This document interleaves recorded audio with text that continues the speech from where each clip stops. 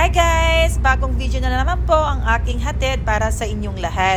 Time check, it's 5 p.m. at sa puntong ito, pupunta po tayo sa isang sikat na mall dito sa Al Nasser area. Ang pangalan niya is Al Mirkab Mall.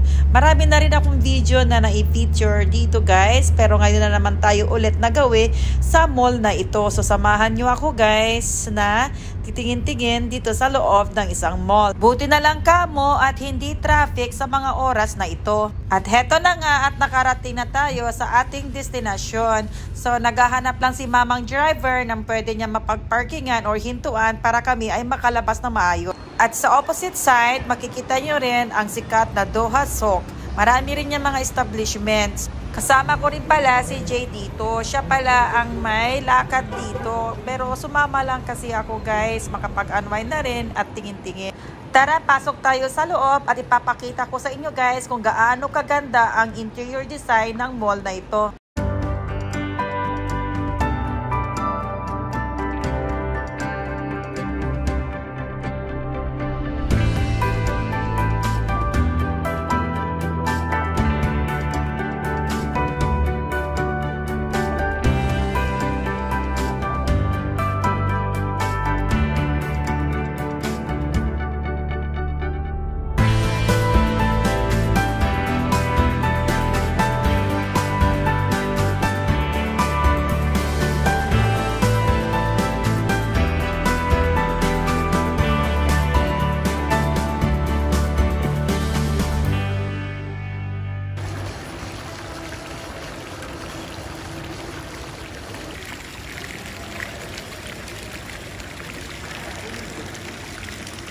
At pagkatapos niyang asikasuhin ang lakad niya, heto na at nakalabas na kami.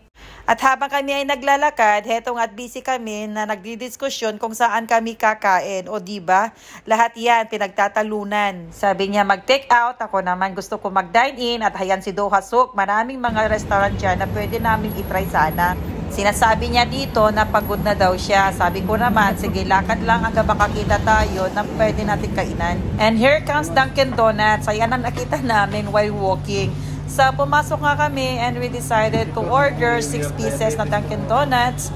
Ayan, para sa almusal namin. Akala nga ni Kuya, 24 pieces ang aming bibilhin. Pero sabi ko, 6 pieces na lang kasi masyadong marami. And we'll go for Bavarian. Finally, nakita ko na tong Paices Seafood. At dito na kami kumain ng dinner, guys. Hanggang sa susunod na video. And don't forget to follow my Facebook page and my YouTube channel, Marie Per Vlogs. Bye!